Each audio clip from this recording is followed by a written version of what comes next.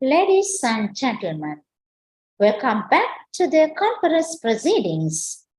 It seems that you all rushing up with a cup of tea and let's move on to the next workshop. So that I would like to invite the team RESC to conduct the workshop. Mrs. Malika Desoiza, the coordinator of the RESC and the team. Now the platform is over to you.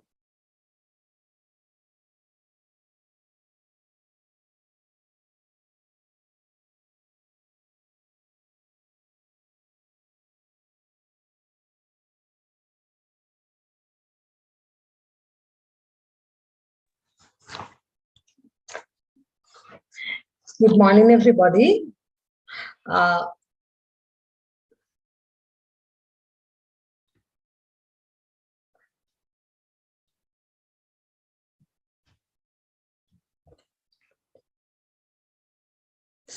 Good morning, madam.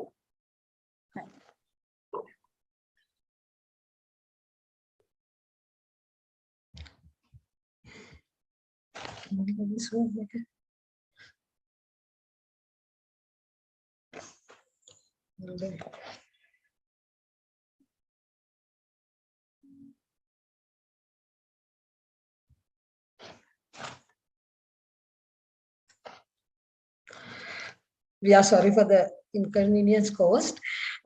Good morning, and I take this opportunity to thank Madam Chapa Velagidara and the team of Eastern Province, RESC team of Eastern Province, for sparing us some time in this conference.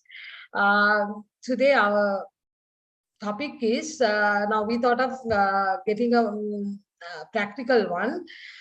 When we go to O-level support sessions in schools, we find that most of the students say they complain that some questions are very challenging for them.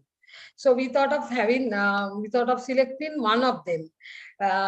You all may know the closed paragraphs, how difficult it is for the students to face and attempt to these things. When we look at the records of the previous reports of the examination department, even we understand that this was not attempted by most of the students. This question especially, and even if they attempt, most of them were not able to answer the question successfully. So we thought of taking that into this conference. The trainers and the teachers are there. So I would like to welcome you all for this session on behalf of the RESC Balapitiya. And let me open the my presentation first.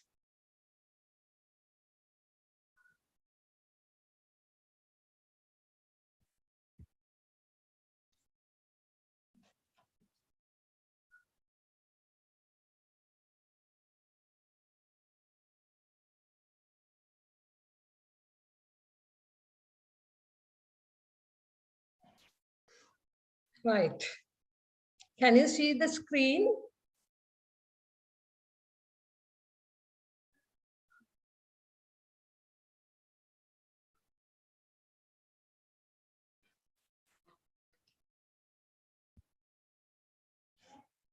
Right. How to handle closed paragraphs. Right. Now, this is our problem. This is the children of students of our Sri Lankan context, their problem. So we thought of sharing some ideas on this topic today. Right.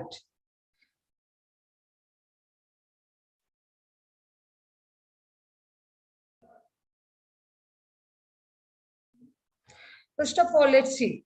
What's the closed test? Now, simply we can say it is a gap filling task. Students, it's nothing. It's just only you have to fill the gaps, something like that. But it is not that. The candidates are expected to fill the blanks in a paragraph selected by the test makers, and what happens is they are not able to fill the gaps in a proper way. So actually this closed test is an amalgamation of comprehension and fill in the blanks, and your reading take matters a lot there, and analyzing the language and vocabulary skills. All those are amalgamated in this closed test. A comprehension or a passage is given in the question which comprises blanks. So they need to choose the most appropriate utterance, appropriate option for the particular gap, particular blank. So that is the most difficult task for them. Actually, they are not native speakers. Even for the native speakers, these type of questions may be difficult. But our poor children, they face a lot of difficulties at the test or in the classrooms because it's a very challenging task for them. Now, what are the, so there are some FAQs, frequently asked questions on closed tests. What is a closed test? How many types of closed tests are there? How to score more marks in the closed test? What are closed sentences? Now, these are some of the questions that we frequently hear from the teachers.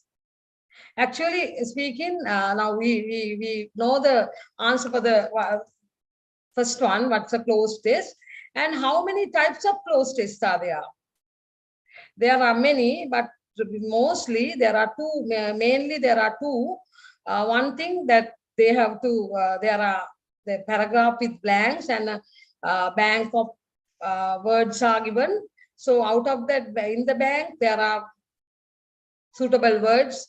So then the test taker has to select the suitable ones for the particular blank. Right. The other one is there are some kinds of testing. I mean the closed test. They are in the paragraph. The words are the unsuitable words are given in the not suitable words are given in the blanks. So they have to replace those words. The test takers have to replace these words with another suitable words given in the bank. So those are the most common, popular types of closed tests we have in Sri Lanka. We have in Sri Lankan test thing. But especially when we take the O-level paper, a closed passage appears in English language paper. It is the 11th question on the second paper. Teachers may know this. The question, and my friends, trainers even know this, the question carries 7 marks. Actually, there are 14 blanks usually. So one blank, one answer is given half a mark for each, and totally 7 marks. So if the students try to attempt to this question successfully, he or she can carry 7 marks.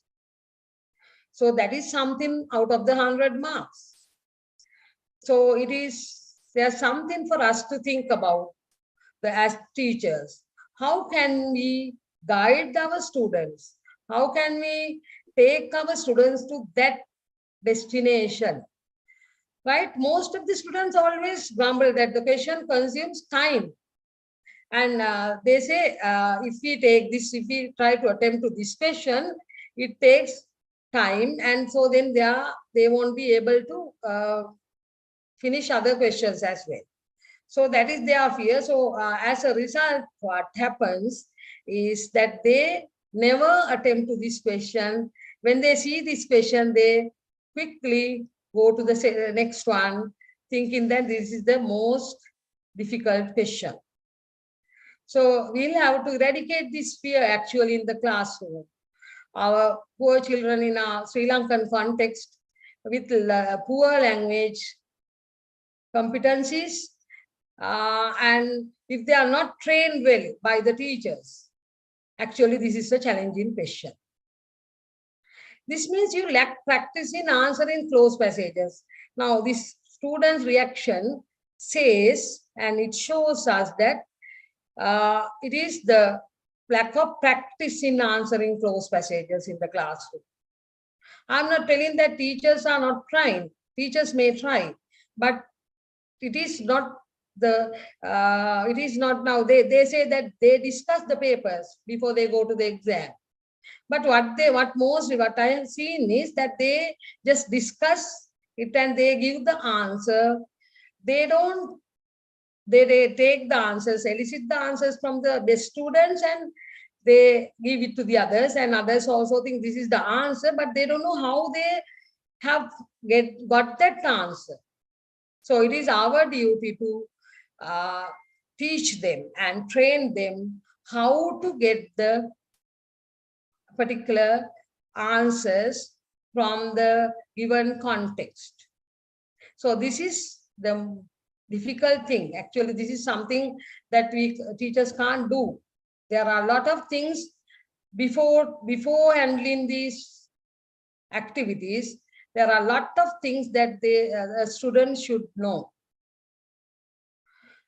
Right? It is actually intense brain work, as it says. Why?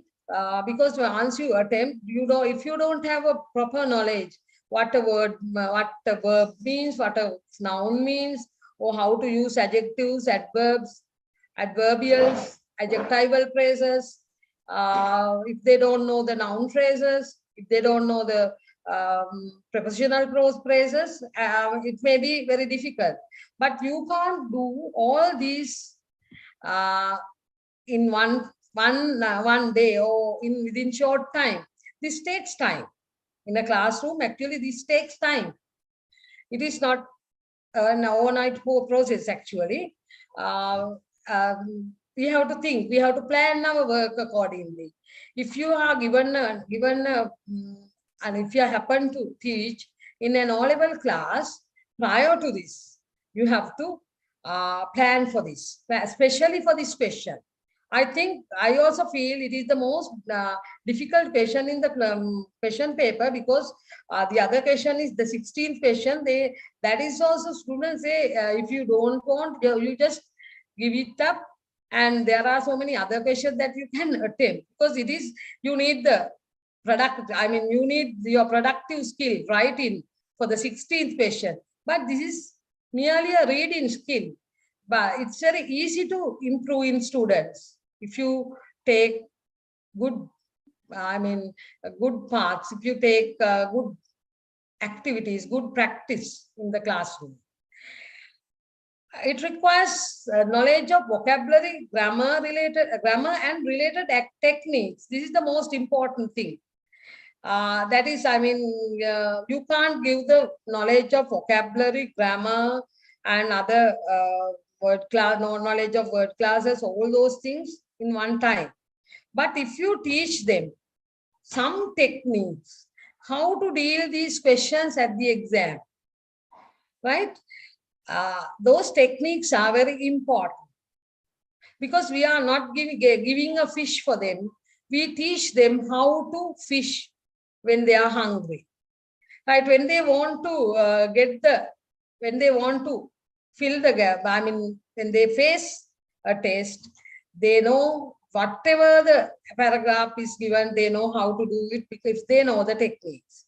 So these are the most important things we have to think about. We have to improve their techniques, actually, right?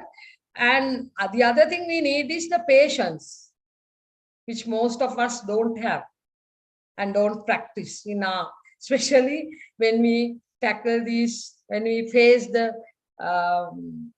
closed paragraphs, right? You have to be very, very patient, and you have to be calm and quiet and be in a cool, good mood to answer a question like this. So that practice should be given by the English teacher in the classroom. One can practice closed passages at home. So, so even students can do it for themselves, or teachers can help them with the following steps. Now, I'm going to share some steps with you how to improve your answering question, close paragraphs with these activities. Let's look at some of the steps and some activities I have planned for you. I don't know whether this may be useful, may not be useful, but anyway, let's see. Step 1. Now, as you know, I said that earlier also, now you have to have a good reading ability, good reading habit to handle these things, right? So now mostly the students like to read simple things that that's in their knowledge, in their that is appropriate for their knowledge.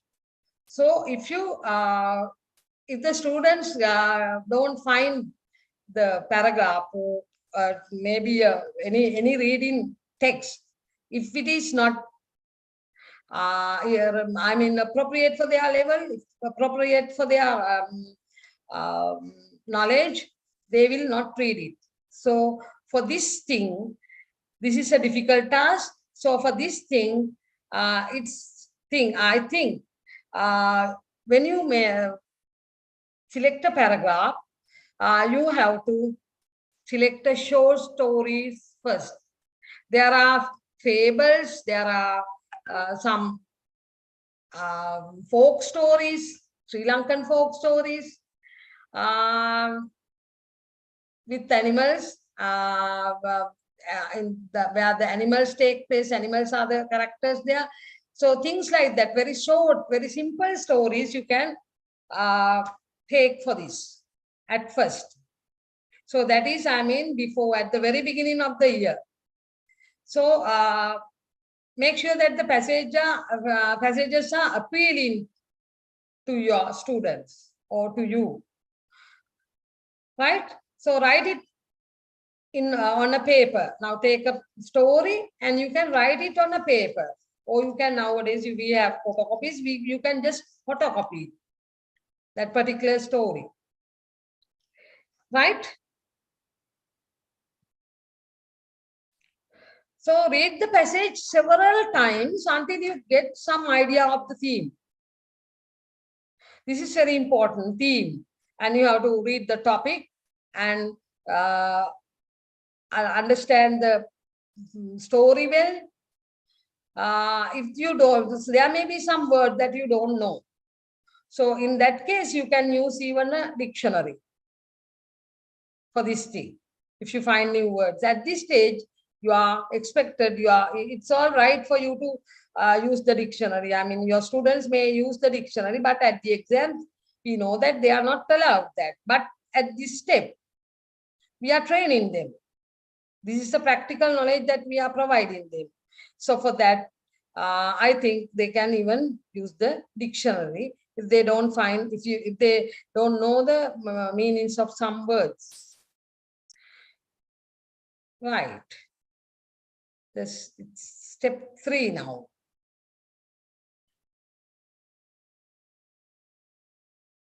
Now, usually, now I will come to this again. When you are preparing a test item also, usually you have to leave the first 1 or 2 sentences and the last 1 or 2 sentences without making a blank. Usually, when you put blanks, when you remove words, it is the 4th, 5th, or 6th word. According to the knowledge of your students, it may differ. Even now, if you feel that your students are not up to the particular standard, grade 10, grade 11, you can even after 9th word, after 10th word, at first, at the very beginning. But mind that at the O level, it is every 5th word is removed most of the time. Every 5th word is the 5th word is removed, and so they have to, that's that is a little bit tougher than we think. So, but anyway, at the very beginning, you can remove the 7th word, 9th word, like that. So then after removing these words, you can jumble. You cannot in a, I mean, then the first word you remove. Maybe not in the first of your list. Like that, you jumble the words and write down on a separate paper. Not according to the order that you removed them. It should be jumbled in another paper. Now you remove the words. Maybe you are cutting the word and you remove, or else you can take a, what do you call, marker pen or something like that and cut off that word and write it on another paper. But it should be in a jumbled way. It should not follow the order. So now jumble the words you have removed at your pleasure. Now at your pleasure in the sense, now you can now removing words, it's up to you. Maybe now it's called every nth word that we are removing, but here you are free to remove any after any words, after any number of words, like maybe 9th or 7th or 8th or like that. But finally we have to come to the close paragraph of after every 5th word is removed. That is the national standard of O-level. Right, now the step 5. Now you have a close passage with you now, and you have some words also along with you and on another paper. Now try to insert these words in this, for this blank. Now remember that now this particular paragraph that you took was very familiar to you. You know each and every word of it. That is something, that's not something new for you. It is very comfortable, convenient thing for you, task for you. Now you have some words with you and you have a close paragraph. So now try to insert words to the blanks. And finally, you check your answers yourself with the list of words you took down in order to note at first. Now, in another paper, you have written them down. So you take those words and try to insert them, and after that you can check with the original thing. Now, while attempting to insert the words, you must know, try to now, as a teacher, you must tell this to your students. Now, these things we are practicing actually. Most of the teachers I know in the classroom, they do this. I mean, try to associate the words with the words, I mean, around the blank, immediately around the blank, right? The words nearby. So all the time you have to be vigilant of the words around the blank and nearby. I mean, that is what we call that we are reading. Usually we train our students to read context reading. Context, that means you have to understand the context. So it's very easy if you do these things. Now we know that there are, now I have given an example. If there is a blank with the article, and your answer must be a word beginning with a vowel. But there may be so many, sometimes, I mean, distractive options. There may be 2 words with the vowel.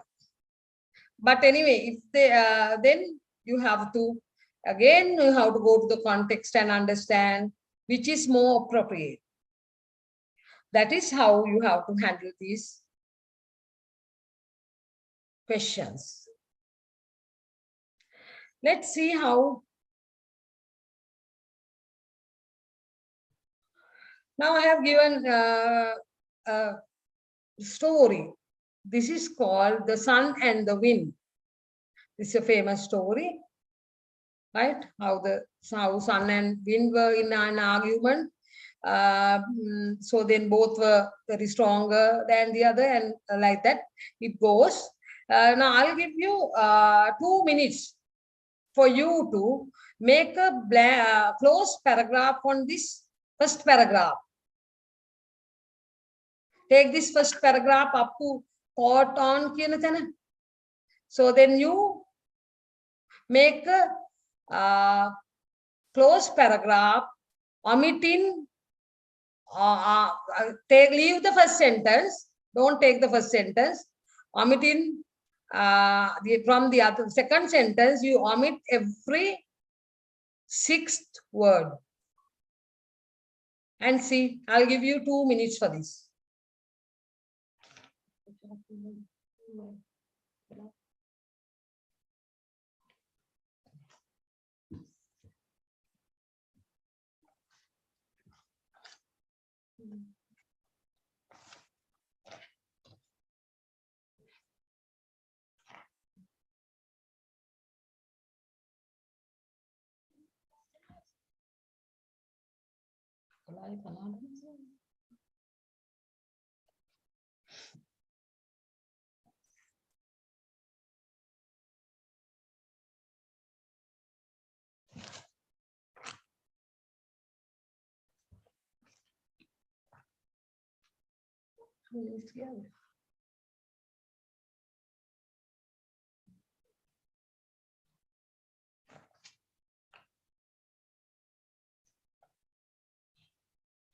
Are you ready with the close paragraph now?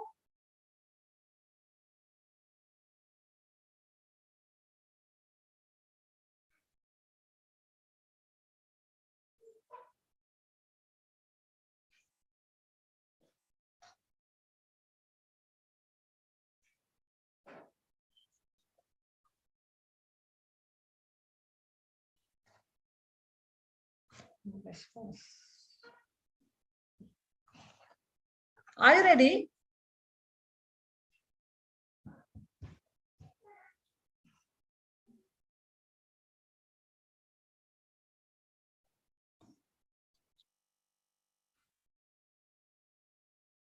Your passage is like this.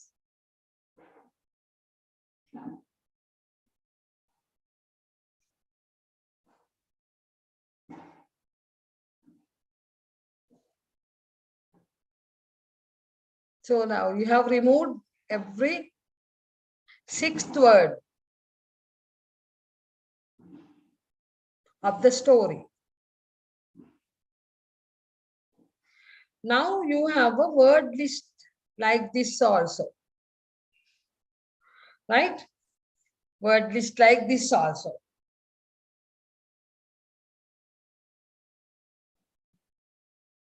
This is the closed paragraph. And this is the word list that we have, the words we have removed. That's on another paper. So now, not now, but anyway, your task now for with your students, you can do this. Now let them fill these blanks with the words you have removed. Even a student themselves can do this. Once you teach them once or twice, they will go home and do this. Good students. I mean, there are students, actually they need to improve themselves. So then if you teach them, if you give this sort of things, they will definitely do them at home.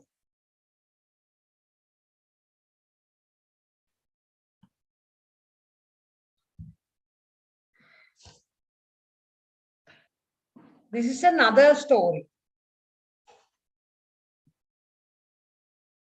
The Lion and the Mouse.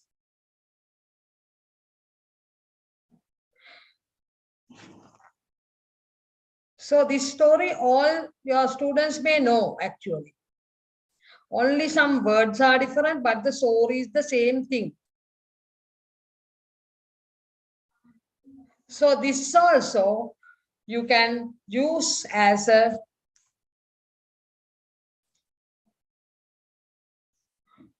I'm used to make a close paragraph.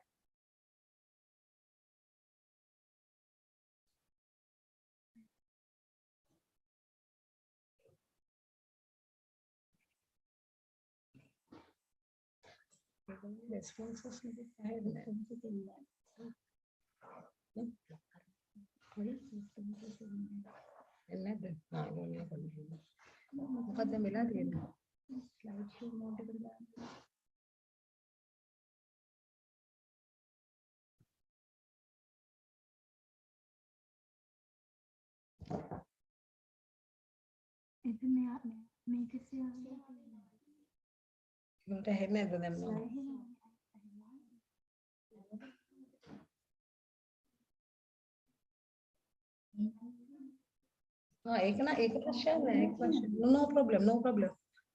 Okay. Right. Now, this is the closed paragraph, which was taken from the this earlier paragraph, earlier story, right? This is the paragraph. So there are also, I have removed all the sixth word, every sixth word, right? And these are the words. So like this, you can do this. You can train your students with some interesting stories like this. You may have so many other interesting stories, interesting paragraphs, which even at the same time you can give a message for them. Now there are so many interesting fables you can use for this, right? Like that, you can do a marvelous job, I think, because we have practiced this with our students. And after that, they said, actually, most of the students, they said that it was very easy for them to attempt those questions. And along with that, actually, the knowledge of grammar, knowledge of how the skills of reading skills, reading sub skills, all those things, and the knowledge of word classes, adjectives, adverbs, all those things, all the things are amalgamated in this process. Actually, this is not a very simple task. It's a long process. Actually, they have to understand the whole paragraph. That is the most important thing. Whole paragraph. As a whole, they have to get the gist of the paragraph. They have to, they have to understand the mood of the paragraph, tone of the paragraph. All those things matter actually when you attempt a question like this. Now, how to under this FAQ, there was a question how to score more marks in the closed test, right? And for that, actually, these are some of the tips that we can suggest. First of all, once they get the paragraph, they have to overview the passage. Read the passage carefully and get a general idea of it. Now, every paragraph, you have to have this, right? And read the passage carefully and get a general idea. Now, first of all, you have to understand the topic of the paragraph and main idea and the supporting ideas. All those things at a glance, once you read, you are reading only once first. So then there you get the idea of the paragraph.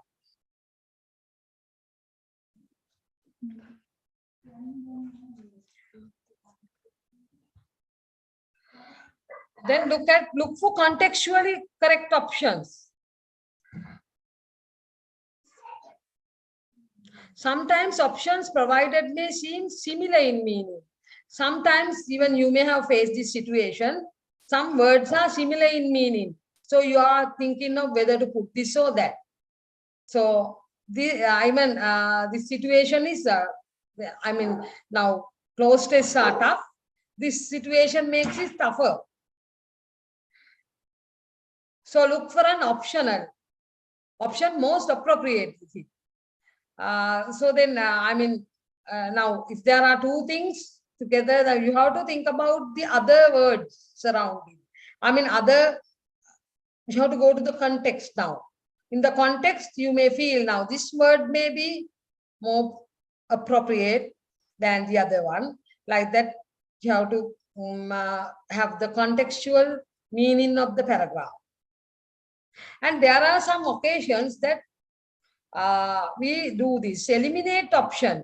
We are eliminating the not suitable ones, inappropriate ones. Now there are for some blanks, we understand some options are not connecting at all. They don't give a meaningful sentence at all. So remove them. Keep them aside. First, then that is elimination. Eliminate options is while you are answering the questions, you have to eliminate some for a particular, take a particular blank and see whether the whether other options, what are the options that options that don't take, doesn't fit to the blank at all. So remove them. Keep them aside for another blank. And like that, all the options which are not suitable for particular things, you can, most of you can't. If you keep them, keep all the words aside, then there won't be a word for this also. So most of the words that you understand, which don't fit this, so that you can keep them aside. So you have to struggle with only few words now. So that this is also a good option, would be good thing for you, good tip for you to face the closed paragraphs. And once you have done all these things, overviewing the passage and look for the contextual meaning, contextual correct option. We after eliminating also, and you now finally you have a paragraph with filled blanks. So in that case, ultimately you read after, read the paragraph. That means with your answers. Now, when you do these things, now firstly, when you overview the passage, when you put the answers looking at the contextual meaning and eliminating, you don't know whether these questions are now 50%, sometimes even 30%, you are sure of whether the words are fitting for the things. But ultimately, if you read after filling all these options, then you will find if there are, oddmans, if there are, not suitable words, definitely you will catch them. So then you can rethink. Like that you have to do. Actually, this has to be practiced prior to the exams, prior to the test. These are some practicing tips that I am mentioning here. And at the same time, these things are actually you can use them for your test paper as well. Right.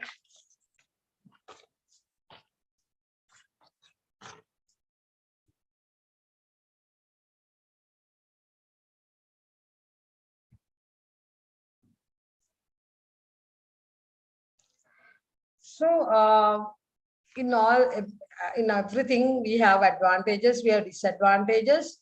So now closed test also there are many advantages for improvement of the knowledge, and disadvantages when you think about the students. The difficulty they are facing in their exams. Actually, they don't have disadvantages, but disadvantages we are taking from the students' side actually. The actual disadvantages, these items consume time. When you have them for your test, actually, it consumes time.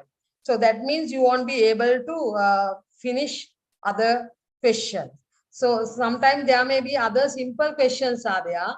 So like that, but still you can't go away from this because you feel this carries 7 marks. I must do this like that. Students sometimes won't be able to attempt to other questions because of this and because it takes time.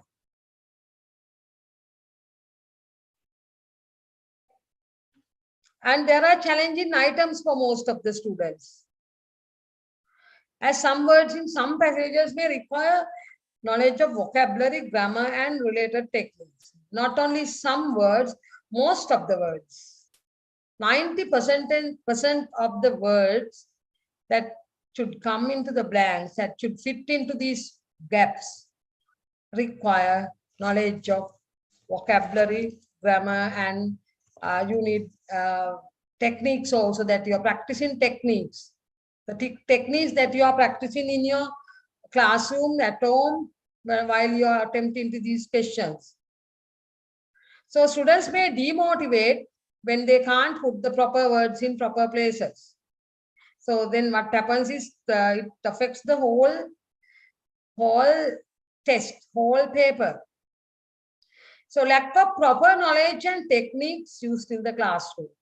Sometimes teachers, students, both parties, even sometimes our trainers, we use improper techniques and I mean the ways of doing these things in improper manner.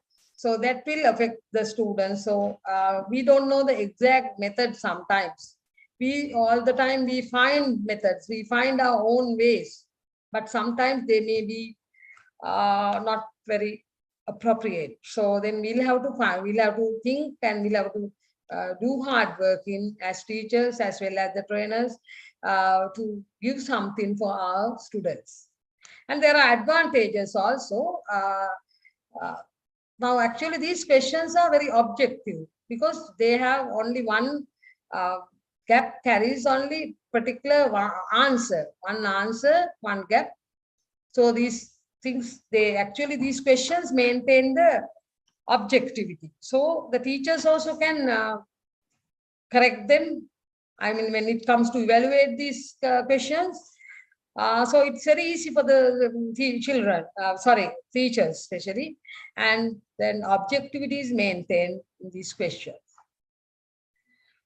And actually, it is not merely now when there are some reading questions, students, the questions are given, the students find the answer, they use the sub skills like scanning, skimming, and other things, but they don't analyze the language there. They just pick the answer and write the answer there.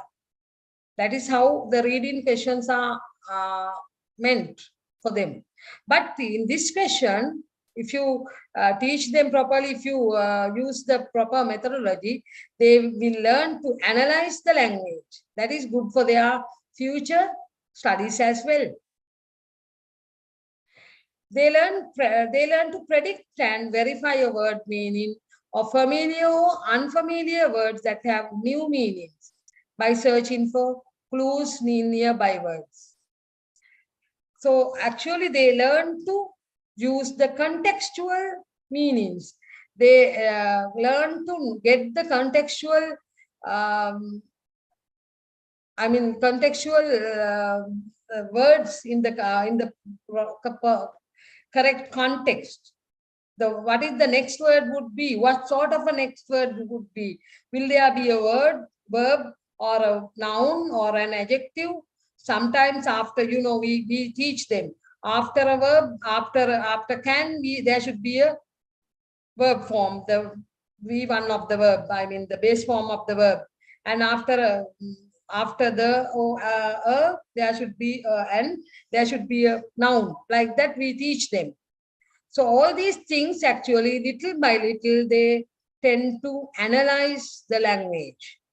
So at this stage, if they become the analyst of the language, that will be very good for them. How can a teacher make a closed test item? So finally, actually, we have to think about this as well. Now, we as teachers,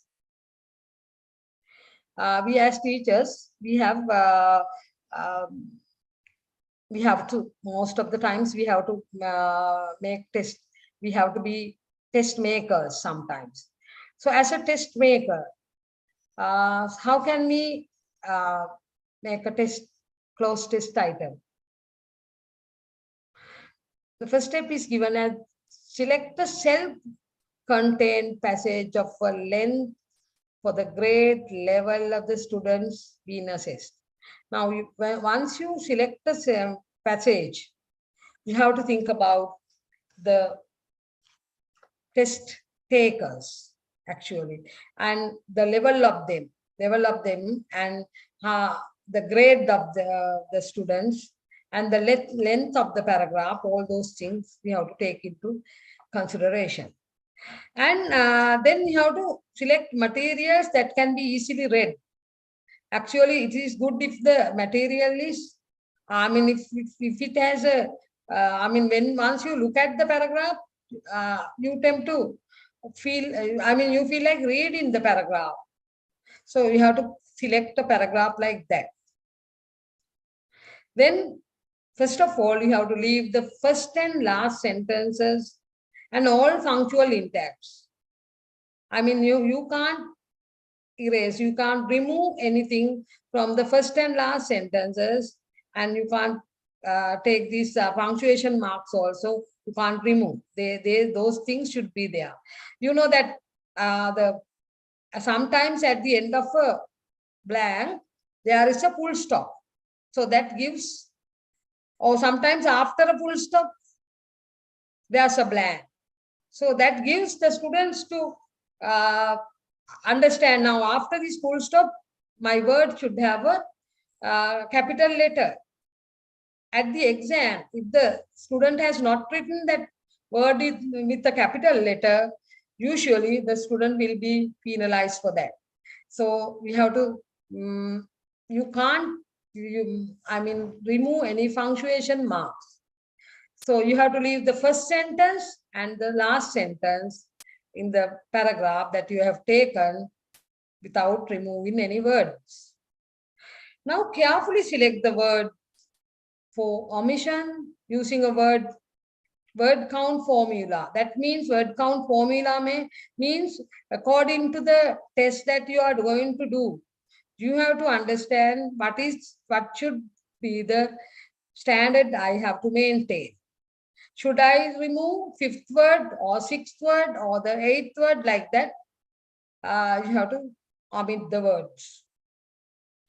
To assess semantic knowledge, you can delete some content words. Now, while as a test maker, we have to evaluate their semantic knowledge as well as the syntactic knowledge. And sometimes this may not happen usually, because we have to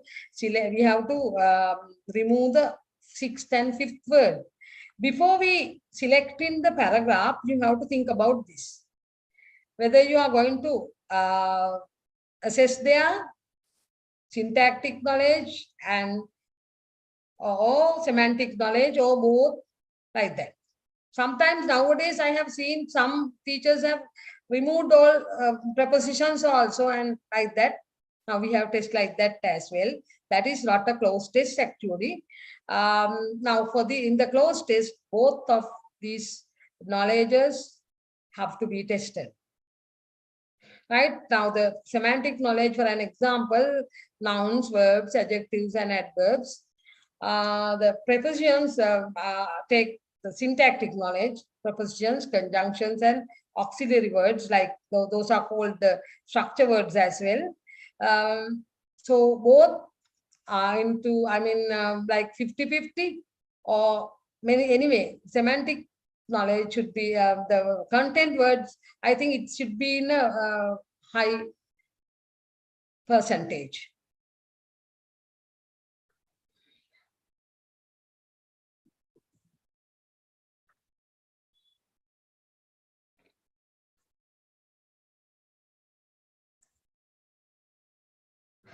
In conclusion, but I'm not going to conclude now anyway. Now, even though I put this thing, I think I have some more questions to be addressed in the fourth slide also.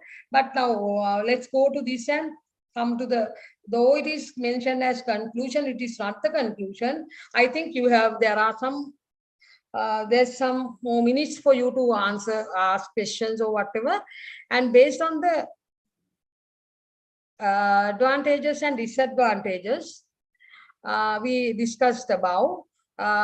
Closed test tasks make a good task type if you want to look at the use of the language in a more authentic context. So you have seen that we take the most authentic materials in these things. If the task, if the text that we are taking is alienated, actually students won't answer, or students won't feel like even reading them. So you have to provide the text in the right level, and you have to make the students in the right level, giving the textual skills and other knowledges, other grammar knowledge and all those things. So if you do these things, and let's see, now you may have done these things already, but I just want to share our ideas with this thing. The again the fourth we'll go to the fourth thing now, fourth slide, that is what's a closed test. You know that how many types of closed tests are there, that is also I discussed, and how to score more marks in the closed test. So that is also discussed. I think that in this overview the passage, look for the contextually correct option, eliminate options. Those are some techniques that we can use and score more marks. Right. And the last question, what are closed sentences? Closed sentences means the sentences with a blank. That's not a passage. A sentence with which the keyword is removed. Sentence with the keyword removed, we call it a closed sentence. Actually, it should be close, ZD, the spelling mistake is there. So like that, now I think that we can't say that is those are the only things that under the topic that I have taken. There are some more to do. Actually, all those things that we are doing in the classroom, not in the I mean, some of them actually the students even can do them at home. So once you go to the classroom, teachers must be ready with these things. So I think then that ultimately it will be something good for the students. I think I have said what I planned to say. Any questions or any queries, any problem that you have while I was doing this?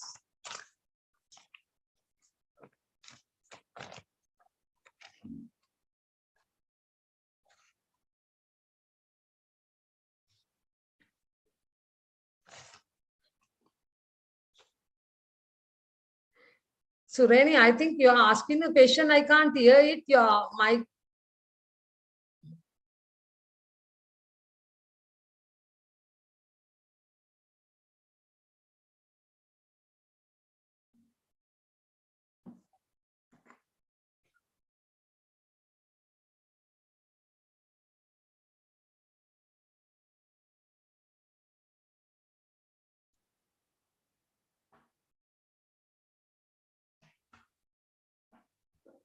Please unmute your mic.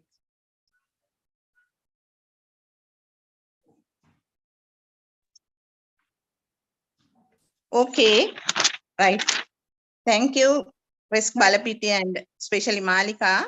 This is really a useful and effective workshop, right? We definitely try out this with our teachers and students. Okay, right. Let me ask a question. What is the difference between the cloze test and filling the blanks? Is there any difference? Yes, Sureni. Now, cloze tests actually they are specially meant for students. I mean, that is as I said earlier, most of the skills are amalgamated there. I mean, you need to have the knowledge of vocabulary, knowledge of reading, contextual reading, knowledge of grammar, all those things. But if you take a fill in the blanks paragraph or question, there are some blanks given. You have to think about only the one sentence there. Only one sentence. You don't have to worry about other sentence nearby because they are in isolation. But when you in a closed paragraph, all the sentences are, that's a paragraph, all the sentences are connected together. So you have to think about the whole paragraph when you want to attempt that question. But fill in the blank question is easy. So you have to think about only about the particular sentence. I think I have addressed your question, Sureni. Right, thank you. Any other?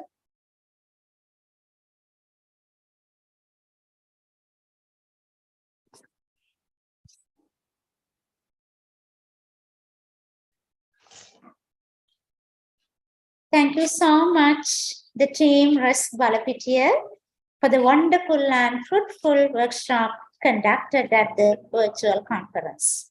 Thank you, madam.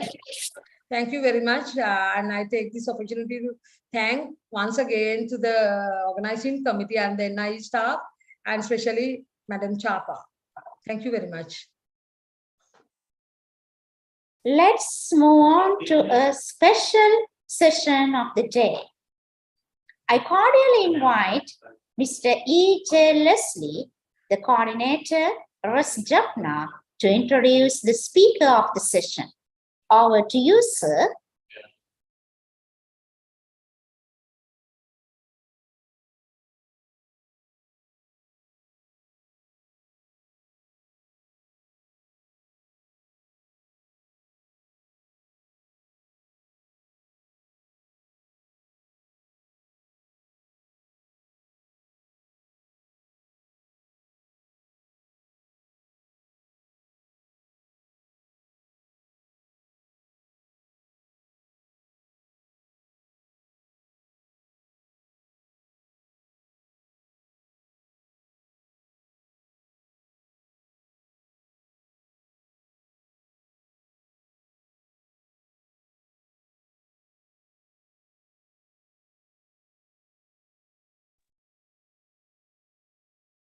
Good morning, ladies and gentlemen.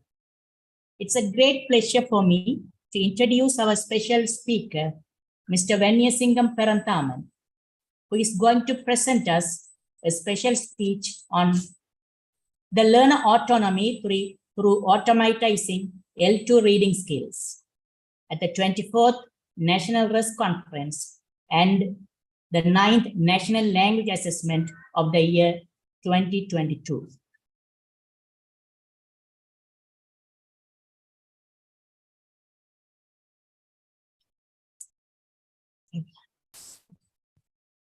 Mr. Peranthaman has been the senior lecturer and an ELT expert at the Department of English Language Teaching of the University of Jaffna, Sri Lanka.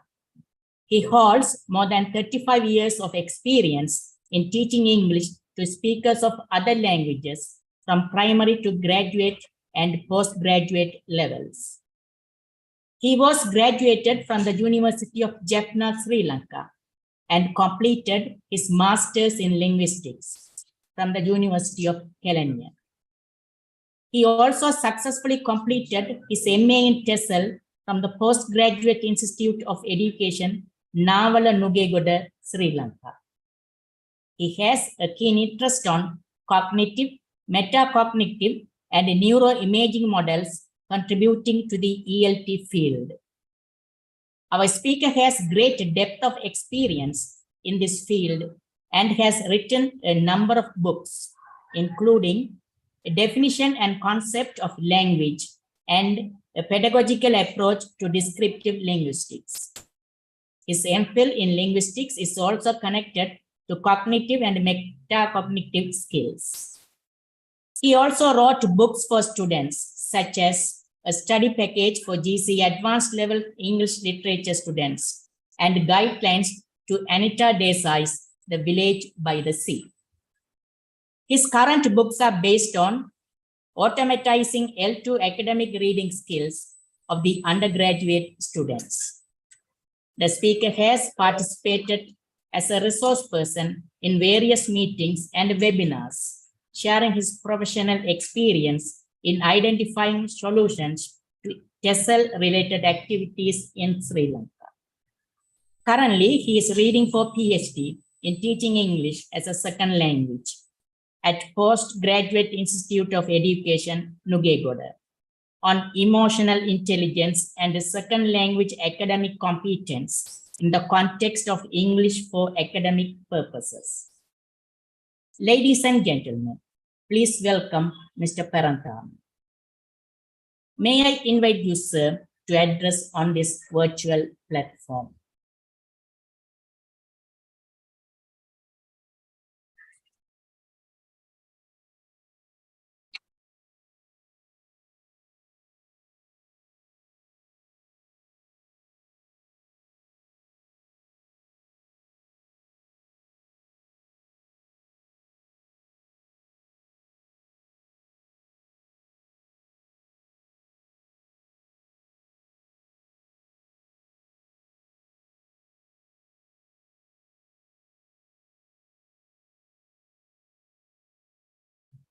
Sure.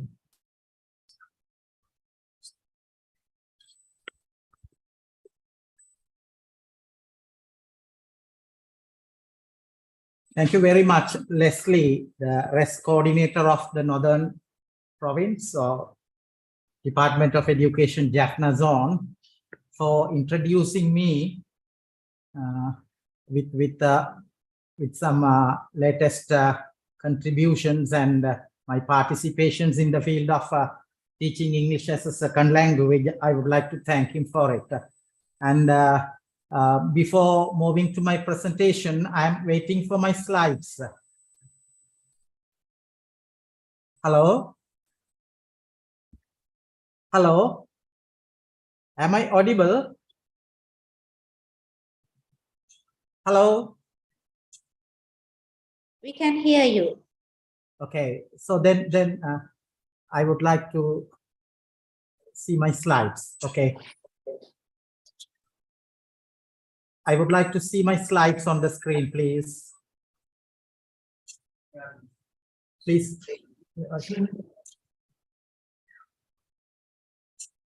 And I would like to congratulate RESC for selecting the appropriate theme for this conference, connecting learning loss with the economic loss. Even in the undergraduate level, we are thinking about this and how we can make our undergraduates far more productive and outcome-based. This is going to be an appropriate theme for the conference, for your conference. The main reason for accepting the offer made by Leslie for this conference is after looking at your theme and then about the topic I am going to present today. So could you please wait for some minutes to have the slides appearing?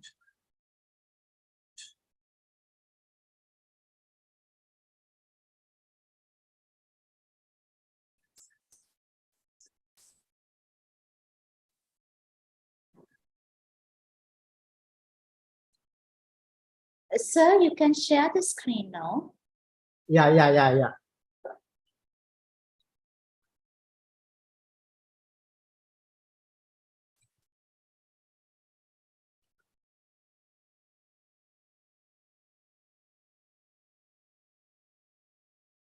there are some technical delays. We are trying to share the screen and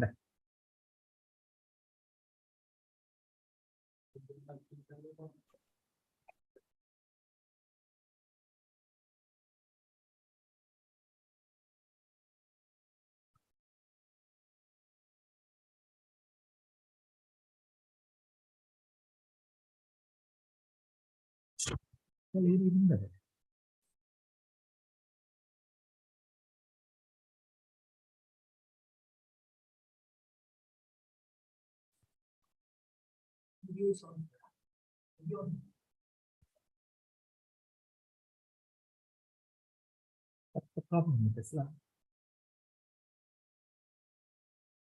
Huh?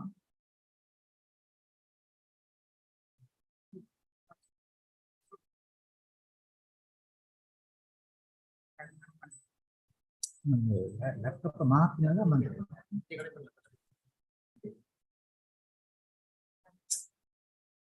Sir, the host has given you the permission to share the screen. You can share the screen now. Yeah, that's what we are trying, madam, with some technical errors and the data problem in Jaffna.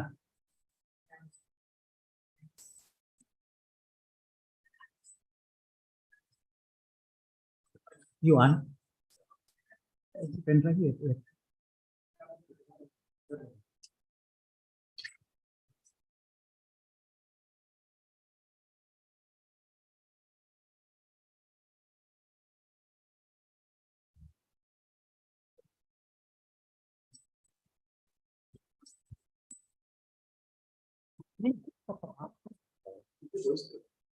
பிரச்சனை இல்ல slides கேட்டு நானே 2-3 தரம் ரெடியா இருக்கு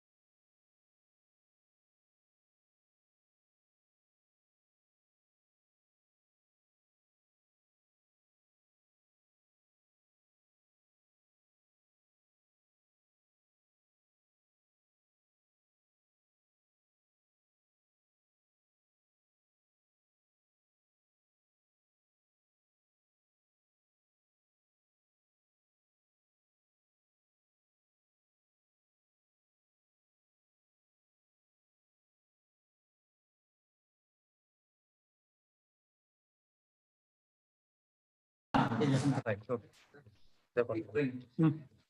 lang tayo mo batang kada lain kada lain.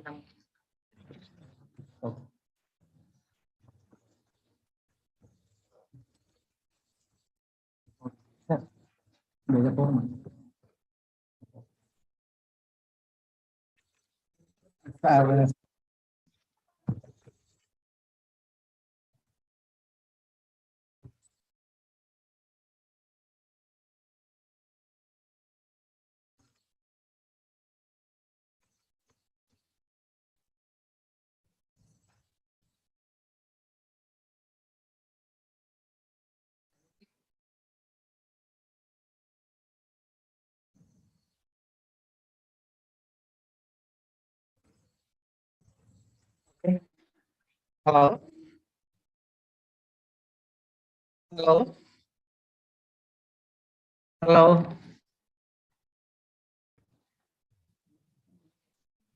Hello? Yes, we can hear you, sir. Okay, my slides are clear now.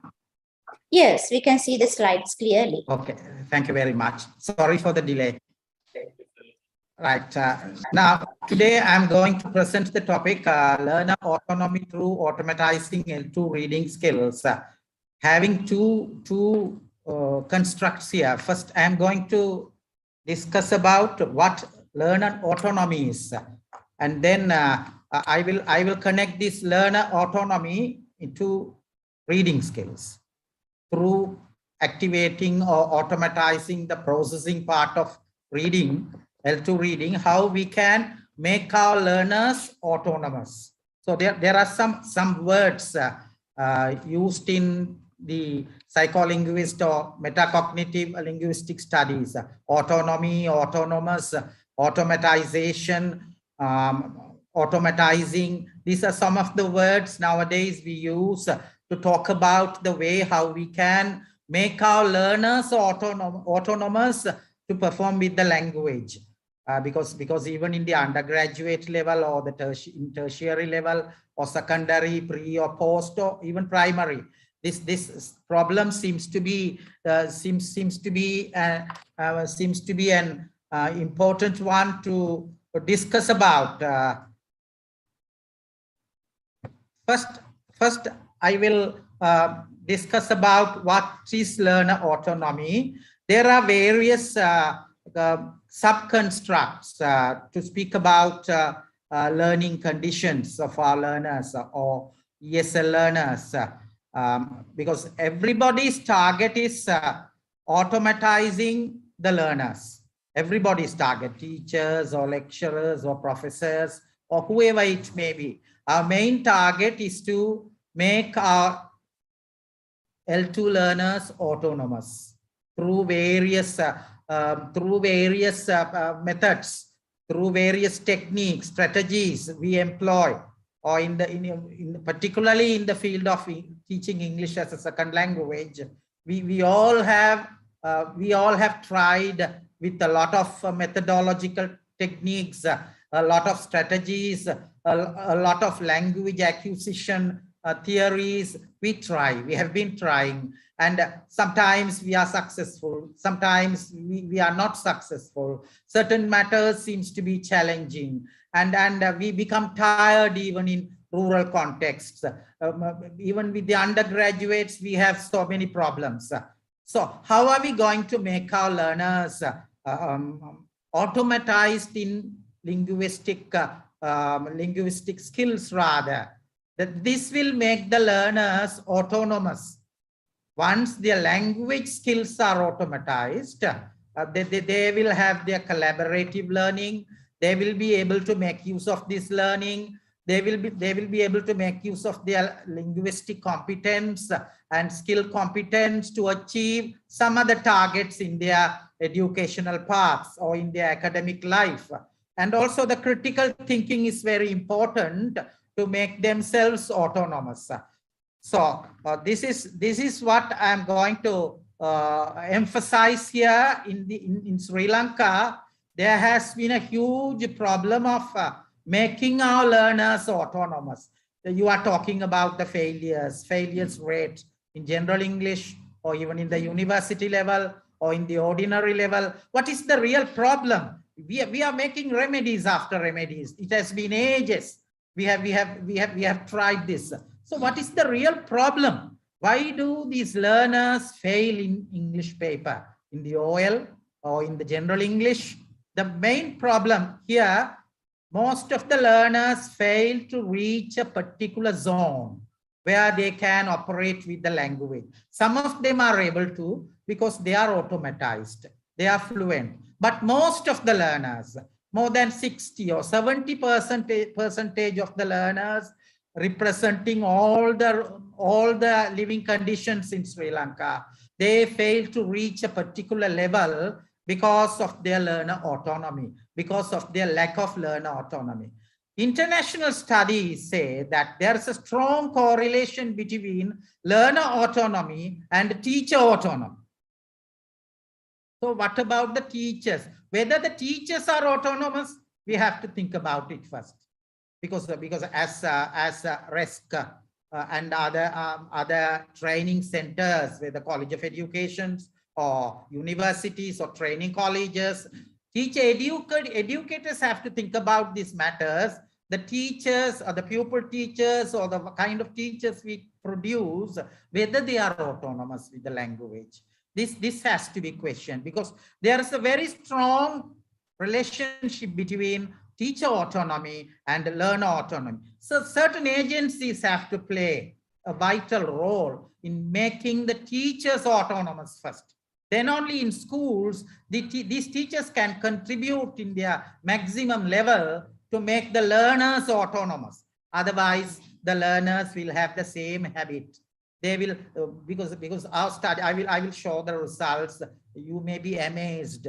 Right, there will be some shocking findings in my study. I'm going to introduce them. I'm going to display them. Then you will be shocked by the results we have found.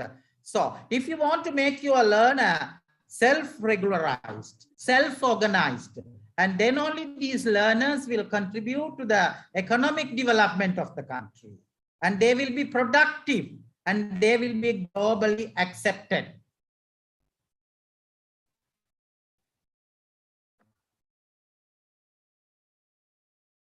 Right, these are some of the, this is the definition of learner autonomy. Students take control and responsibility for their own learning, both in terms of what they learn and how they learn it, acquiring and developing cognitive strategies for independent learning, and using knowledge and skills. Those are theoretical definitions of learner. Now I will come to my study, particularly based on academic reading. Right, the significance of the study, we want to make our undergraduates, particularly the first-year undergraduates who are coming to the university after finishing their schooling, 13 years of language learning experience. These learners have to move further and further to their graduate and postgraduate conditions. They have to undertake a lot of academic activities. These are some of the activities they have to undertake: preparing take-home assignments, searching for specific information, furthering the existing knowledge, preparing PowerPoint presentations, reviewing necessary literature related to any field. So they need language. They should be at least automatic in their linguistic behavior. They should be able to read and understand the texts and different discourse in these areas. So these are some of the situations where we can identify the problems of these young undergraduates in the first year. They have massive problems in all the faculties, but particularly they find it very difficult to read academic texts. So this is the objective of the study, to identify low capacity readers and at undergraduate level.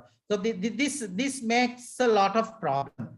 Here we have a big population of these low capacity readers. Even in schools, we have these readers.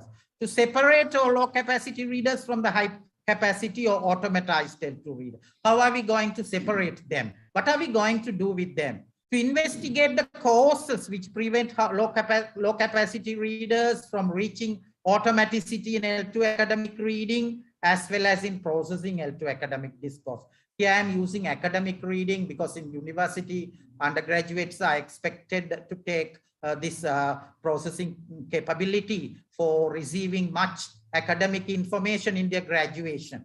To design a suitable automaticity training program, this is what I am going to talk about, ATP. How can we design?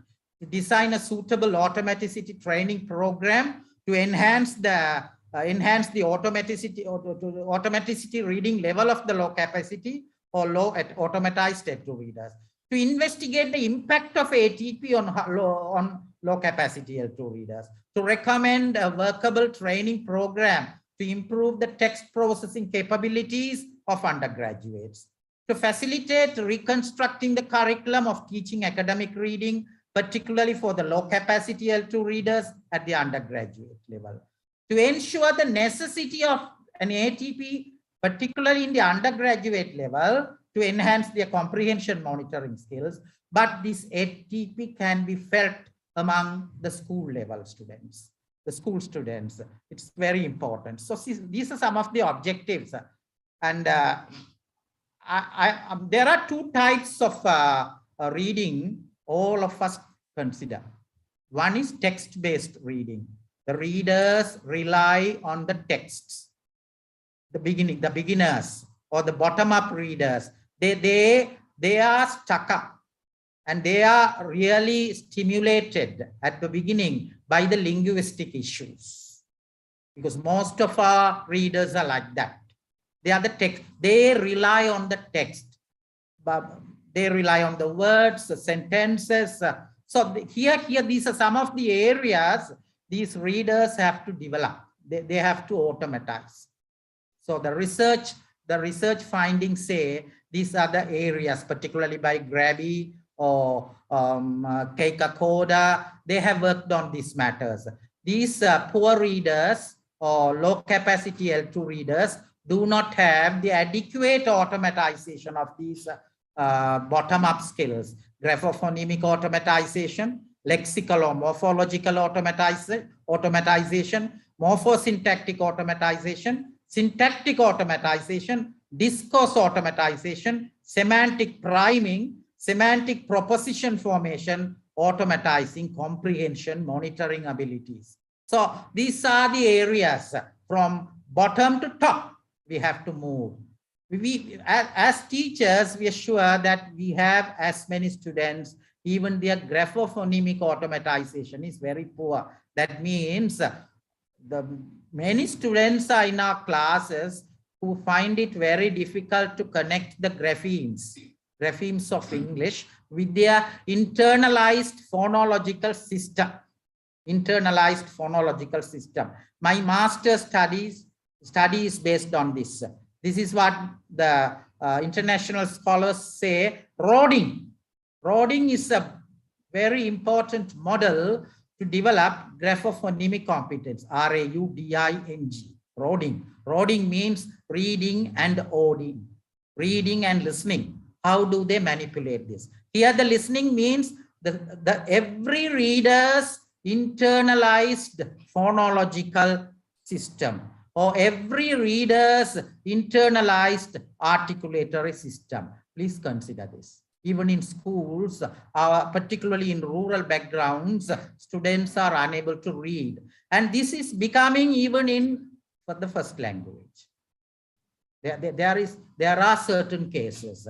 Even in the first language, some students are able to read because their internalized sound system is not automatized. How are we going to automatize the internal sound system or the phonological system, and connecting the graphemic system and the phonemic system? How do we connect? This is a silent affair, right? When you get the text, when you get an article, you have to read, you have to move quickly. So roding is the gateway. That is the first automatization, right? If the roding is well automatized, the connection is well bestowed and well registered, well achieved, then that person will be able to read. So before reading, roding has to be established. Roading has to be automatized. We don't take care about these matters in our classes. We immediately go on with the texts, and we feel and we believe that students read, they understand, they comprehend. But there are so many problems in the undergraduate level that many students are not automatized with roading or graphophonic competence. Once roading is well automatized, once graphophonic automatization is almost reached or achieved, then we can see other vocabulary access or morphosyntactic aspects or semantic priming, connecting with one word to another. Even in the previous presentation, we were discussing about the closed tests and other things. The main purpose of conducting the closed test, we are testing whether the students are able to prime from one word to another, whether they are able to identify the correct words. These are the word attack skills. Even in the discourse level, there are plenty of tasks, activities we can design. So as teachers, don't think that these are only the trivial matters or bottom-up issues, and we need not concentrate on more times on these matters, but we have to.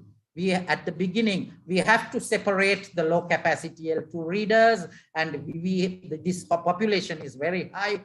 We have to introduce a kind of ATP, automatization training program. I have a package of ATP. Now I don't have enough time to explain about these components separately and what kind of tasks we are going to design to introduce ATP in schools level, right? But if workshops are conducted separately, then I will be able to share my knowledge of how we can automatize the low capacity L2 readers. And then these are the pre-tests. Pre-tests we conducted for each item, right? Pre-tests and the post-tests for vocabulary access, word attack skills, right? Aspectual meaning of the verb phrases, reference markers, particularly based on pronouns, sentence monitoring abilities. These are the skills we have to consider separately. Compartmentalized skills. William Graby has insisted that each these bottom-up skills has to be approached, and we have to automatize all these skills. These students are very weak in their pre-tests. I will show you the data. And then discourse monitoring abilities, comprehension monitoring, semantic priming, and then vocalization latency test. Whether you are applying this test to our school students, a lovely test introduced by Perfetti to identify the low capacity L2 readers in the class. Select 30 words and 10 sentences, and ask them to read. Write them in the card and ask the students to read and take the time count. First, you pilot it. You take the time count of the best student, and then ask the other students also to read in the class. You just see the time they take to rhodematize the words. Even day before yesterday, my students, ELT students, were doing this study, and the students found it very difficult to read the word noticeable. The students found it very difficult to read the word compartment. So they were taking time. Their thinking protocol was very high. Like, these are the symptoms of the low capacity L2 readers. So we have to start from this vocalization latency test. VLT, Perfetti introduced. I designed this test perfectly. And now my students are using this test in the undergraduate and the school level to identify the low capacity L2 readers rather. Right. Okay. Now you look at this. This is the VLT score we had, right? The time taken by the informants, particularly in the pre-VLT, you see the time they took to read out the words. And then after the intervention, after the training, we provided them some roading lessons, roading exercises, rhodematization activations, and after the intervention, they were able to read the words. Look at the time count in the pink color. And then particularly this is for the sentences. And then this is for the pre-test and post-test for the semantic priming spotting. This is another lovely. These are all things we did. You write down the sentences in the long cards and ask them to cut them into pieces and put them in a box and ask the students to prime. An earthquake occurs in places such as, so they have to identify these words. This is what we call priming. An earthquake, so they will order them, right? This is what we call priming, semantic priming, meaningfully.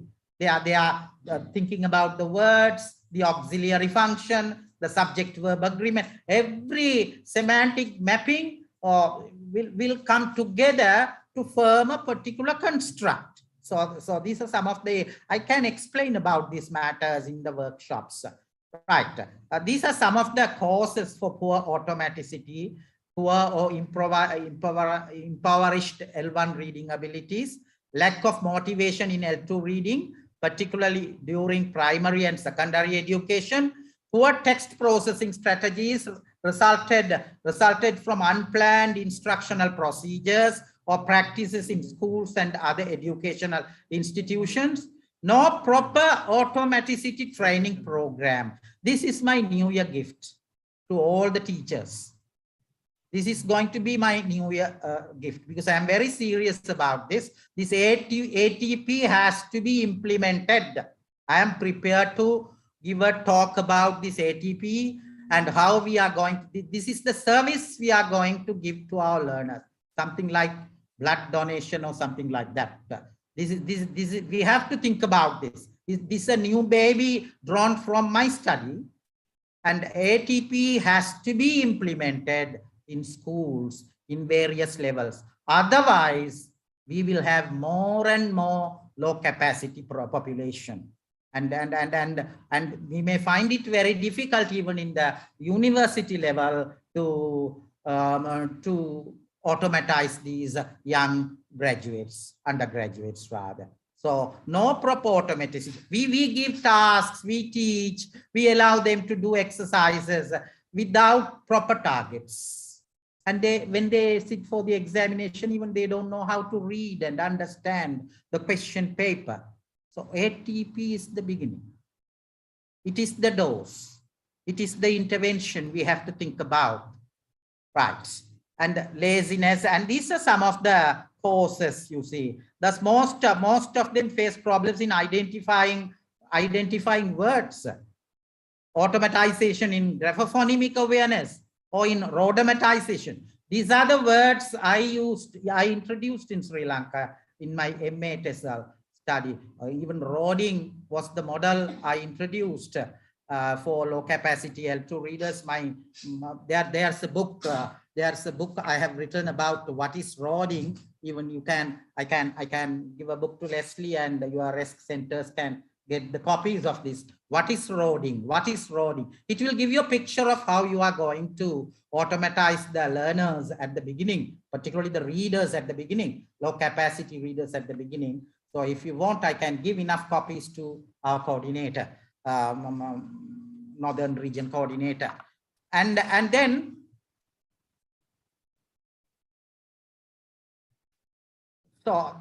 then I would like to give you another, apart from these are the findings these are the areas I would like to explain, particularly while designing the, here you can see the way the students have improved. You look at the gains, you look at the gains and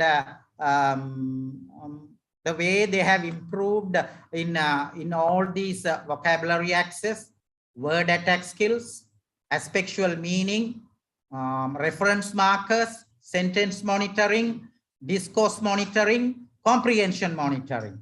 These are the constructs we have to think about in reading at the beginning. So we designed separate tasks for all those things, for the pre-test and the post-test. For vocabulary access, for word attack skills. I can explain all these tasks in a separate session because I don't have time here. So I have to explain the purpose of designing these tasks. How are we going to design these tasks? How are we going to administer these tasks in the classes? I can even share my knowledge with you in a separate session. And then you can see the improvement of the gains of the control group and the experimental group, because the experimental groups had the intervention, and they were the ones who were exposed to ATP, training program, automatizing training program, automaticity training program. So control group, they had the normal reading sessions, right? So the experimental group informants improved a lot, and they were able to automatize their bottom-up skills. And then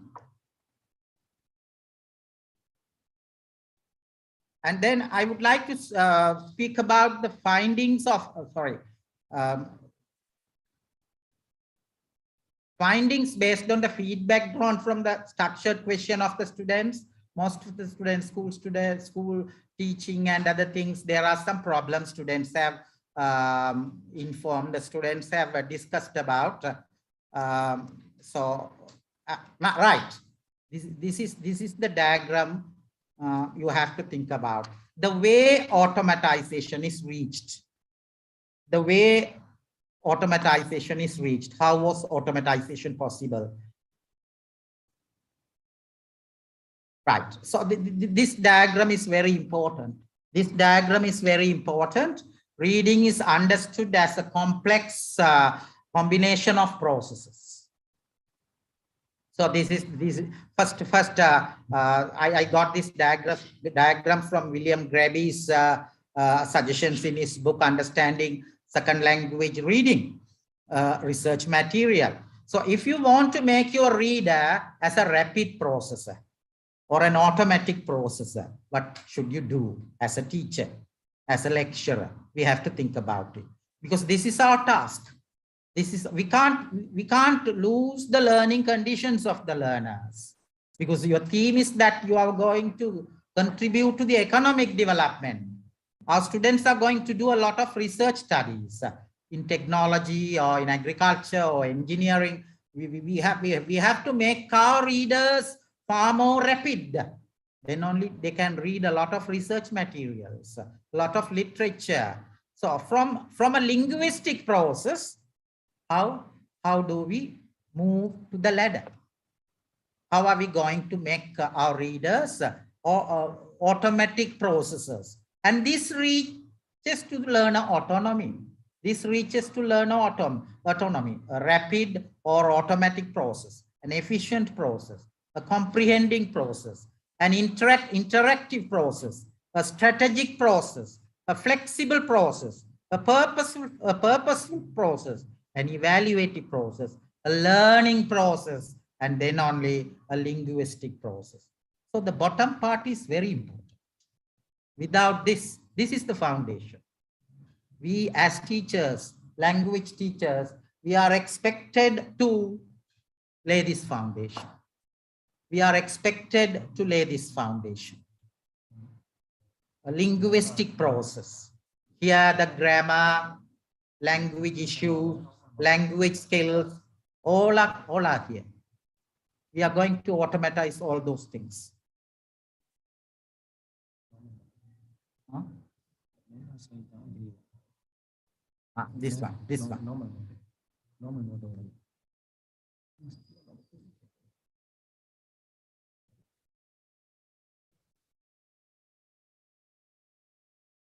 Okay, now please tell me whether my slides are clear. Hello? Hello? Whether my slides are clear? Now we can see the slides, sir. Okay, this is the most important one. I'm going to introduce my taxonomy in the name of parents taxonomy. This is the finding I got after my study, after my research. I call it as a domestically innovated taxonomy of automaticity in L2 academic reading. And this parents taxonomy was even accepted in USA and India. When I sent this taxonomy for the evaluation, they appreciated. And after reviewing a lot of studies internationally made, conducted, finally we designed this taxonomy, how we are going to automatize our low capacity L2 readers. So beginning from the graphophonemic automatization, how do we climb up? And what kind of activities we can do with the students to improve their situation-based model of reading. This is readers should be able to read anything, any topic, any situation, global issues, domestic issues, academic issues or general issues, whatever. Graduates have to read and understand. They should have the general reading ability, academic reading ability, specific reading. This is what we call situation-based reading. And an undergraduate has to reach this level. Then only he will become as a good researcher. Once he becomes as a good researcher, he will become as a good contributor to the country. And he will contribute to the production part. He will contribute his knowledge to further developments. And then we can see our young graduates are contributing collaboratively for the economic development. This is where I find your theme very colorful, very useful. Right? If we minimize this learning loss among all the segments of the students, right from the schooling up to the university level, then our students will access to language in a better way. This is a barrier for our students now. We are seeing this. We are seeing this while dealing with the undergraduates in the universities. Now I am the UTEL coordinator for the Jaffna University. When we sit for each steering committee meeting, we think about it, about the benchmarks, from where to start from UTEL 4 or 5 up to 8. We are still preparing the benchmarks, right, from the bottom level up to the top level. So graphophonemic automatization is very important. As I have already told you, my book will give you a better picture on this. Automatizing vocabulary access. This is very important. Syntactic monitoring, discourse monitoring, semantic proposition formation. Here you will have this semantic priming spotting test, and then text-based. We can even reach our learners up to text-based readers. Once they become as the text-based readers, gradually they will develop themselves to move to the situation-based readers. So this is the taxonomy, and another baby, the new year, right? And we have to think about it along with this ATP, because ATP is a package. It's a huge package. I can describe about it in different sessions. How can we automatize these segments gradually? Remember, with low capacity L2 readers, not with the fluent readers or the automatized readers, we don't have any problem with them. But if you think we have more population, more low capacity L2 readers in our country, please think about the rural schools. We don't have teachers. We don't have teachers. And even these undergraduates are not very fast in writing. They take a lot of time to shape the letters even in their answer scripts. This is what I have observed. No automatization. Because they think they draw capital letters, small, so many problems. Why? The schooling, the real automatization, right from the beginning, right from the bottom, we have to think about. We can work together.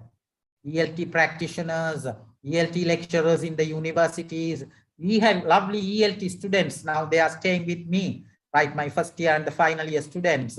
And they are doing a lot of projects outside in schools, identifying these problems. So this is the taxonomy I introduce.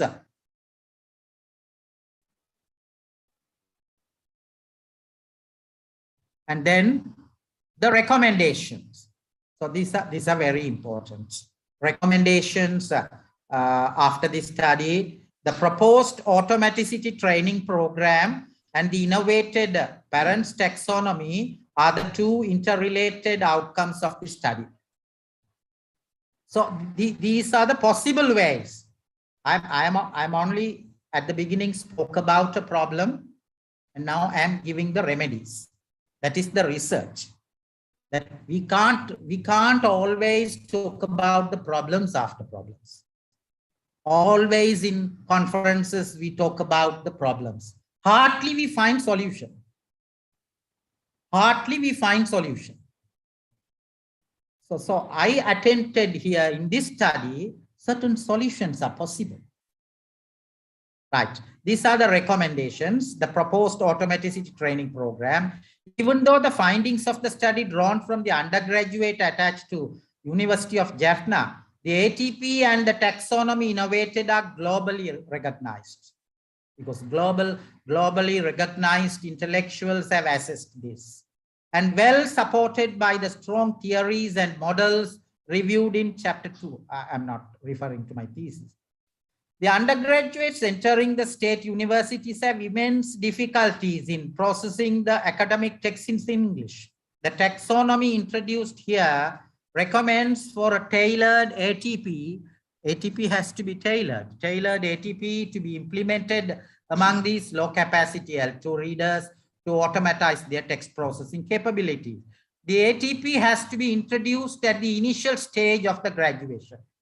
Even moving from this stage, I would like to say ATP can be introduced even at the beginning level, primary to secondary, in schools, in a different structure. This is what we have to discuss in workshops, how we can design different types of ATPs to schools and other institutions. This study recommends two initial parameters known as vocalization latency test. So please think about this VLT. Even I can render my service voluntarily to demonstrate the way VLT can be constructed in schools. And semantic priming spotting, SPS, to be administered among the low capacity L2 readers to identify their basic rhodomatization levels. So before identifying the low capacity L2 readers, you have to administer these two tests, VLT and SPS, in the sentence level and the word level, particularly the VLT. As the whole, this study recommends a strong foundation for the future researchers to experiment the taxonomy provided here. Based on this parents' taxonomy, they can tailor their own automaticity. Teachers can think about this after the workshop. All the teachers can tailor the ATP based on their levels of the students. After identifying their low capacity L2 readers, they can identify the ATP and implement them in separate sessions. Before that, teachers have to be trained. Teachers have to be trained how to prepare this ATP, duration of it, the steps involved. All those matters are in my thesis. Right now, I don't have time to explain all these matters in detail. To automatize the text processing capabilities of their readers who are identified as, the study strongly considers the fact that there are numerous low capacity L2. That is the fact. That is the reality. Everybody will agree, I think, throughout the island, there are so many low capacity L2 readers. That is the problem. Learning loss is hidden there. That is the major reason for the learning loss. How are we going to rectify this? I am just giving you a solution through my study. Yeah, there should be a nationwide automaticity training program to be included in the curriculum. This is what I have already discussed with some scholars. We have to introduce a separate curriculum to build up an ATP to automatize their reading capability. Rather than putting these smart boards and this one and that one, please establish a reader room, reading room. In Australian schools, we have reading room. Students are trained separately using these taxonomies to develop or to automatize their basic skills in reading. We don't do that, right? We give a lot of activities, but please, schools should have the reading room apart from the libraries or joined with the libraries. They should have, and there should be a teacher. The teacher is labeled in foreign countries as having 2R, reader and roader. Teacher is a reader, and then on a road, you have to read for the students. We have stopped allowed reading. That is bad. We can't use that. That is a sin, using allowed reading in the class. It is a crime. No. Good teachers, when they read aloud, this is the way we learned the language. They will become as the roaders. They are rendering their voice. They are not donating their voice. And they are like blood donation. Students will admire that. When the smart teachers read in front of them, students will admire. So teachers have to take the roles as readers, allowed readers, and then as roaders. We recorded the reading passage and gave those passages to the science faculty students. They listened my voice and answered the questions. Their reading comprehension abilities improved because they don't have the well-developed internalized voice within them. So I rendered my voice. At least let them improve with my voice. They were able to read the passage. They were able to vocalize the words and then the sentences. Right. So this is the role. 2 are here, reader and the roader. How are you going to make our teachers as reader and the roader? Because this teacher autonomy is very important. Teacher should automatize his or her reading and roading first, and then only we can even train our students. We can design the ATP according to their needs. So this is my message also. Right now, I would like to conclude. Before the conclusion, there are some more recommendations I would like to make. As a whole, this study recommends a strong foundation for the future researchers. I have already mentioned about that.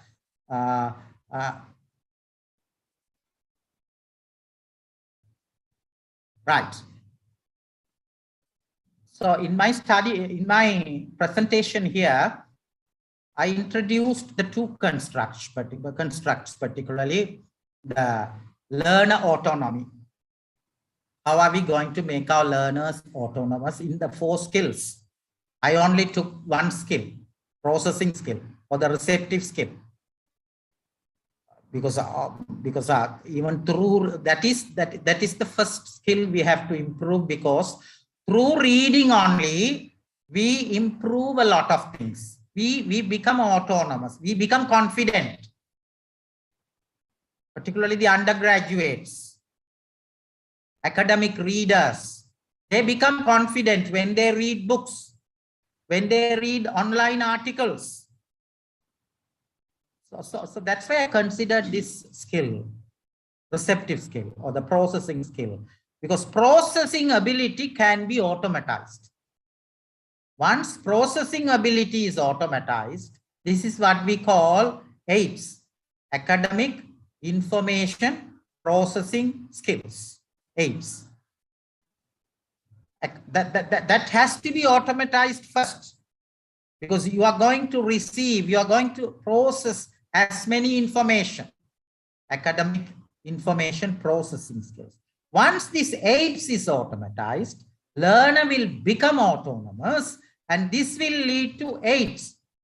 Sorry, not the disease. right? AIDS means academic information delivery skills. Those are writing and speaking.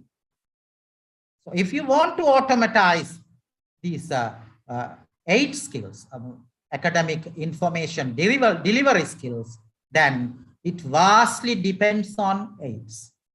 Because from the processing skills only, you listen to good language, you listen to the pronunciation, intonation, and everything, and there will be a very good phonological awareness.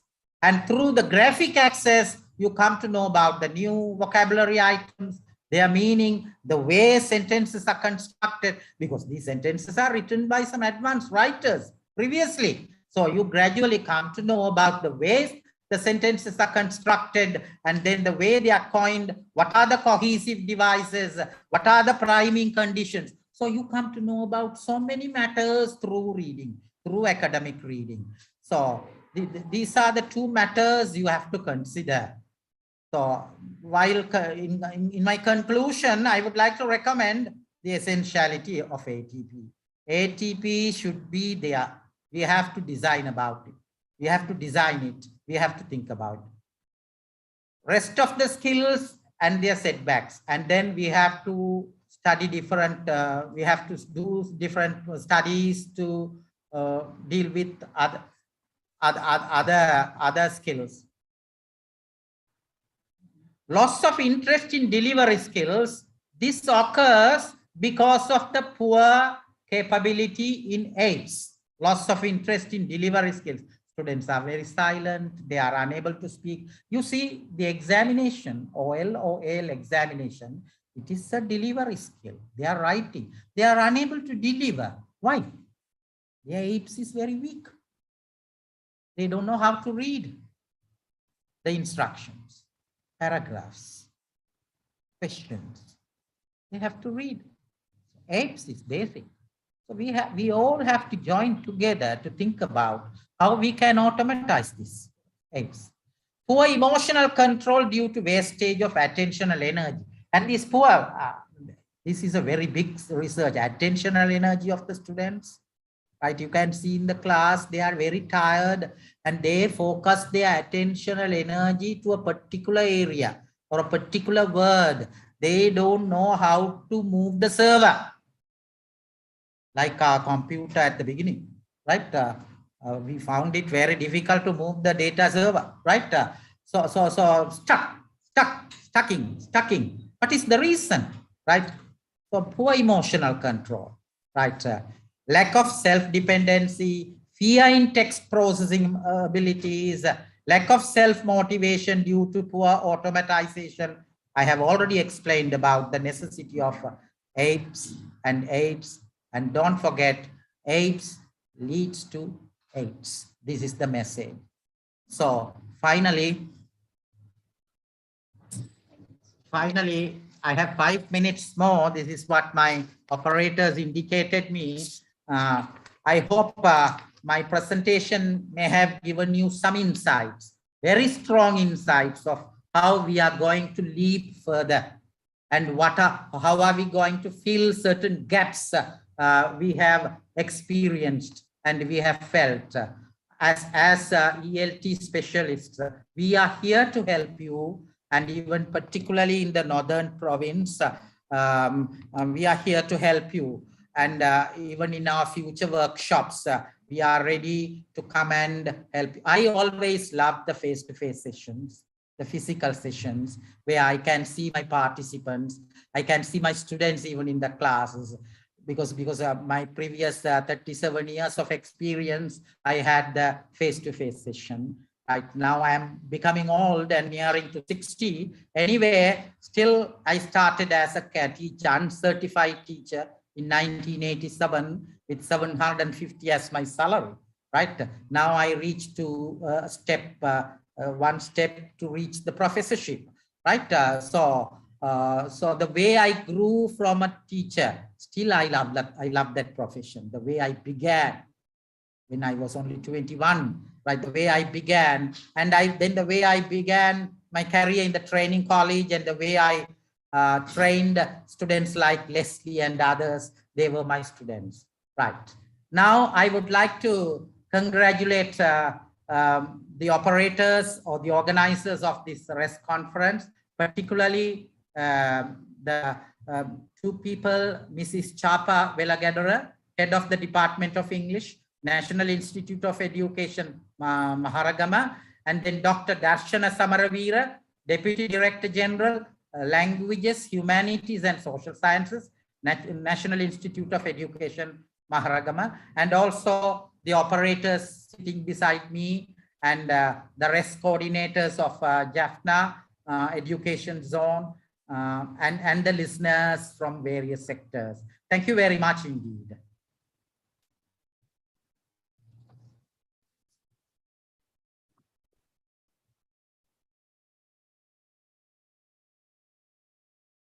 Thank you so much, sir, with the pile of immeasurable facts and the valuable points shared here with us to the betterment of ELT specialists to uplift every corner of the knowledge on learner autonomy. Thank you so much, sir. With that, we are moving to the end of the morning session. See you all at 1:55 p.m. after the lunch break. Enjoy your lunch.